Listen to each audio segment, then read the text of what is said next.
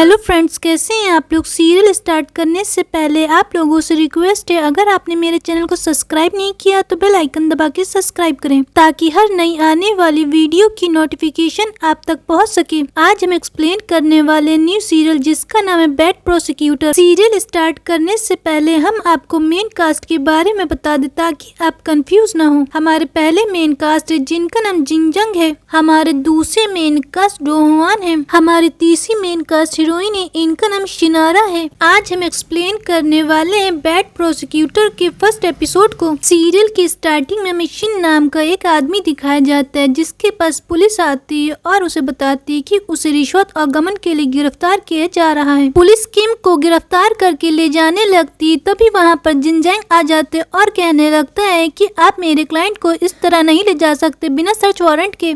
आपके पास कोई भी प्रूफ नहीं है कि मेरे क्लाइंट ने गमन किया है। फिर जिनजैंग किम को अपने साथ ले जाने लगता है। किम जिनजैंग को जानता नहीं होता और उससे कहता है तुम्हें कैसे पता चला कि मुझे गिरफ्तार किया जा रहा है। तो जिनजैंग कहता है ये खबर हर न्यूज में आ चुकी है। जिनजैंग किंग को अपने साथ गाड़ी में लेकर जाने लगता और उससे कहता है आपको जल्दी छुपना चाहिए, पुलिस आपको जल्दी गिरफ्तार कर लेगी। ये बोलकर वो उसे एक रास्ते में जगह पे उतार देता है। फिर जिनजैंग वहाँ से चला जाता है। तभी हम किम को देखते हैं, वो ट्रंक एरिया में जाता है। वहाँ से वो एक डिस्क निकाल ही रहा होता है, तभी वहाँ पर जिनजैंग आ जाता है। जिनजैंग को देख कर किम काफी हैरान होता है और उससे कहता है तुम मेरा पीछा कर रहे थे। तो जिन हंसते हुए कहता है ये सब मेरा प्लान था, मुझे डिस्क चाहिए थी जिसमें आपने सारे रिकॉर्ड छुपाए हैं। तभी किम कहता है तुम्हें क्या लगता है मैं यहाँ पर अकेले आया हूँ। और किम अपने सारे गुंडों को बुला लेता है। गुंडों को देखने के बाद जिनजैंग किम से कहता है कि वो भी अकेले नहीं आया। फिर वो आसपास देखता है लेकिन उसका कोई भी आदमी नहीं आता है। तभी हम देखते हैं जिनजैंग यहाँ पर शिनारे को फोन करता है। शिनारे उसके ऊपर गुस्सा करते हुए कहती है कि मैंने तुम्हें इस केस से दूर रहने के लिए कहा था। तभी जिनजैंग उसे कहता है कि मेरे पास किम के खिलाफ सबूत भी है और वो उसे वही डिस्क के साथ फोटो भेजता है। फिर हमें जिनजैंग का दिखाया जाता है जहाँ पर वो अपनी कैंडो स्टिक लेकर उन गुंडों के साथ फाइट करने लगता है। जिनजैंग बचपन से ही कैंडो सीखा होता है इसलिए वो उन गुंडों से फाइट करता है। फिर अगला सीन हमें शिनारा का दिखाया जाता है जहाँ पर शिनारा जिनजैंग पे काफी गुस्सा कर रही होती और कहती तुम प्रोसिक्यूटर कैसे बन गए। फिर हमें जिनजैंग की जर्नी दिखाई जाती है। जिनजैंग को कार्टून ब्लैक सॉल्ट काफी पसंद होता है, उसकी माँ उसे काफी मारती है। फिर हम देखते हैं जिनजैंग कैंडो सीखता है। फिर जिनजैंग कैंडो को ऑडिशन दे रहा था, तभी वो देखता है कि जज उसको कम पॉइंट्स दे रहे तबकि उसके पॉइंट्स ज्यादा होते हैं, जिस बात पे वो गुस्सा होता है और ऑडिशन छोड़कर चला जाता है। रास्ते में जिनजैंग जा रहा होता है तभी वो देखता है सेंट्रल डिस्ट्रिक्ट प्रोसिक्यूटर ऑफिस में जगह खाली होती है। फिर वो प्रोसिक्यूटर के लिए अप्लाई कर देता है और डिग्री जब दी जा रही होती है तो उसे पोडियम पे बुलाया जाता है। लेकिन सभी लोग देखते हैं कि जिनजैंग काफी अजीब तरीके से आया होता है, उसने सॉल्ट की स्टिक ली होती है। उसके इस बिहेवियर की वजह से जिनजैंग फेमस हो जाता है कि वो कैंडो स्टिक लेकर चलता है। ये वही प्रोसिक्यूटर है। ये सुनने के बाद शिनारी भी कहती है कि तुम वही प्रोसिक्यूटर जो कैंडो स्टिक लेकर चलते हो। जिनजैंग अपने ऑफिस में काफी फेमस होता है कि वो सन की प्रोसिक्यूटर है। फिर अगला सीन हमें दिखाया जाता है जिनजैंग अपने ऑफिस में होता है, तभी वो देखता है कि उसके पास एक नया केस आया। जिनजैंग जब केस पढ़ता है तो उसे पता चलता है कि एक डिलीवरी बॉय ने एक लड़की को असॉल्ट करके उसका मर्डर कर दिया और अपना जुर्म भी कबूल कर लिया है। फिर जिनजैंग डिलीवरी बॉय से मिलने जेल में जाता है जिसका नाम किम ही होता है। तो वो डिलीवरी बॉय बताता है कि लड़की ने गेट ओपन किया था जिसकी वजह से उसके सर में चोट लग जाती और लड़की ने माफी नहीं मांगी थी।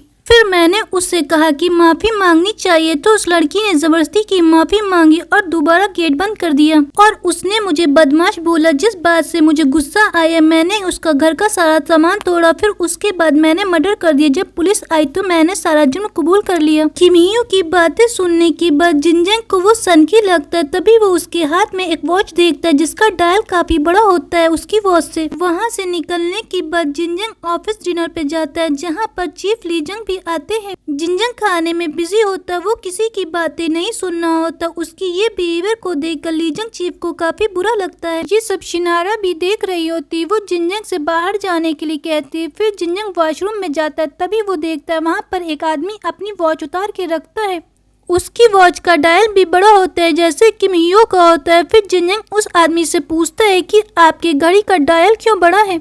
जिस पर वो आदमी जिनजैंग को बताता है जो आदमी लेफ्टी होते उनकी वॉइस थोड़ी सी डिफरेंट होती है और उनका डायल बड़ा होता है। ये सुनने के बाद जिनजैंग वही घर पर जाता है जहाँ पर किम हियो ने उस लड़की को मारा था। वहाँ के सारे सामान को देखने के बाद जिनजैंग को एक बात समझ में आ जाती है कि लड़की का जिसने भी मर्डर किया है उस आदमी ने राइट हैंड का यूज किया और किम हियो लेफ्टी है। इसके बाद जिनजैंग उसी पुलिस ऑफिसर के पास जाता है जिसने किम हियो का बयान लिखा होता है। जिनजैंग पुलिस ऑफिसर से पूछने लगता है किम हियो ने जो जुर्म कबूल किया है वो लिख दिया, उसकी मुझे वीडियो चाहिए। पुलिस वाला उसे एक्सक्यूज देने लगता है तो जिनजैंग पुलिस वाले से पूछने लगता है कि किम हियो ने किस हाथ से बयान लिखा था, लेकिन पुलिस वाला जिनजैंग को कोई बात नहीं बता रहा था और वो फाइल उठाने लगता है। तभी जिनजैंग वहाँ पर गाड़ी का एड देखता और वो पूरा मैटर समझ जाता है। जिनजैंग पुलिस वाले से कहने लगता है तुम्हें वीडियो डिलीट करने के लिए कितने पैसे दिए गए हैं। पुलिस वाला उससे कहता है तुम पागल हो गए। तो जिनजैंग उसे वही एड वाली कार दिखाता है और पुलिस वाले ने काफी महंगी घड़ी पहनी होती। जिनजैंग उससे कहने लगता है मैं इतना बेवकूफ नहीं, ये तुमने किसके काम पर किया है। जिस बात से पुलिस वाले को गुस्सा आता है और वो जिनजैंग से फाइट करने लगता है। दोनों की फाइट होने लगती। तभी जिनजैंग का सेक्रेटरी उससे मना करता और वहाँ से चलने के लिए कहता है। बाहर आने के बाद जिनजैंग अपने सेक्रेटरी को पुलिस वाले का फोन देता है। यहाँ पर हम देखते लड़ाई के दौरान जिनजैंग उसका फोन चोरी से निकाल लेता है। जिनजैंग अपने सेक्रेटरी से कहता है कि इसकी सारी कॉल डिटेल और मैसेज मेरे पास लेकर आओ। फिर अगले सीन में हमें किम ताइयो दिखाए जाते हैं जो उसी लॉ फर्म में हेड होते हैं। यहाँ पर जिनजैंग उन्हें बताता है कि किम हियो ने मर्डर नहीं किया है। लड़की के घर में जब इन्वेस्टिगेशन की गई तो मर्डर करने वाले के फिंगरप्रिंट राइट हैंड के थे। फिर जिनजैंग उनसे कहता है कि मैं चाहता हूँ कि ये केस को मैं संभालूं और किम हियो ने मर्डर नहीं किया है। तो किम ताइयो उसे केस का चार्ज दे देते हैं। फिर अगले सीन में हम देखते हैं जिनजैंग वहीं पर जाते हैं जहाँ पर लड़की को मारा गया। तभी वहाँ पर उसे व्हाइट बाल दिखाई देते हैं।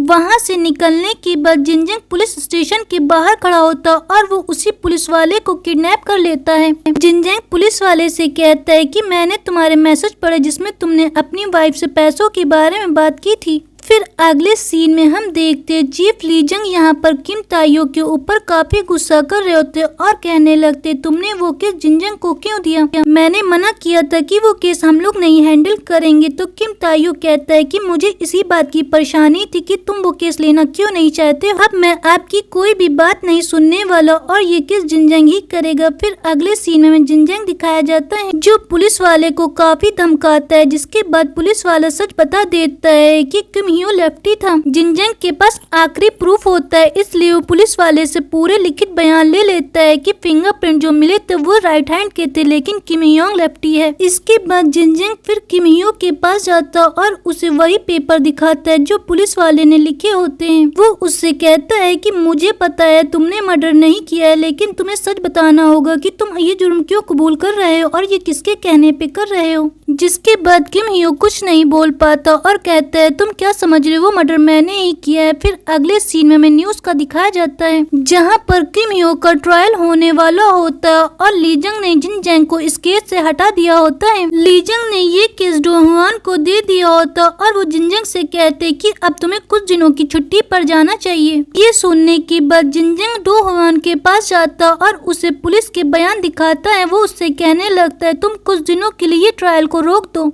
जिनजैंग डो हियोन से कहता है कि इस ट्रायल को तुम कुछ दिनों के लिए रोक दोगे तो हमारे पास बहुत सारे सबूत हो जाएंगे और हम किम हियो को बचा सकते हैं। तो डो हियोन भी जिनजैंग से कहता है कि वो ट्रायल को रोक देता है। फिर जिनजैंग उसे पुलिस के लिखित बयान देखकर वहां से चला जाता है। फिर हमें एक फ्लैशबैक दिखाया जाता है जो डो हियोन सोच रहा होता है जहाँ पर लीजंग डोजंग से कहता है कि अगर तुम इस केस को जल्दी खत्म कर दोगे तो मैं तुम्हें प्रपोजल दे रहा हूँ। और वो प्रपोजल देता है कि साउथ एंड में तुम्हें ऑफिस ओपन करवा दूंगा और यहाँ पर वो काफी ज्यादा उसे अपॉर्चुनिटी देता है। फिर लीजंग कहता है कि अगर तुम ऐसा करोगे तो तुम्हारी पोस्ट की ये की है। जिसके बाद डो हियोन पुलिस वाले बयान को फाड़ देता है जो उनके पास आखिरी मौका होता है किम हियो को बचाने के लिए। अगला सीन हमें कोर्ट का दिखाया जाता है जहां पर हम देखते हैं डो हियोन केस लड़ता और किम हियो को सजा हो जाती है। किम हियो की खबर चारों तरफ फैल जाती है। शिनारी को भी जब ये खबर पता चलती है तो वो डो हियोन के ऑफिस में जाती है और उसके ऊपर गुस्सा करने लगती है। वो उससे कहती तुमने जिनजंग को धोखा दिया है। फिर हम देखते जिनजंग भी डो हियोन के ऑफिस में भागते हुए आ रहा होता है क्योंकि उसने ट्रायल रोकने के लिए कहा होता है। फिर जिनजंग डो हियोन के ऑफिस में जाता और उसके ऊपर गुस्सा करते हुए कहता है कि तुमने मुझे धोखा दिया है, तुम मुझे कम समझ रहे थे। फिर वो डो हियोन से कहता है कि मैं इस केस को दोबारा रीओपन कराऊंगा और रियल मर्डर को सामने लेकर आऊंगा। तो डो हियोन भी जिनजंग से कहने लगता है तुम मुझे क्या कम समझते हो, और दोनों के बीच काफी कहा सुनी होती, जिसके बाद जिनजंग उसे एक पंच करता है और ये एपिसोड यहीं पे खत्म हो जाता है। अगर आपको हमारी वीडियो पसंद आई तो लाइक करें, शेयर करें, सब्सक्राइब करना बिल्कुल भी ना भूलें।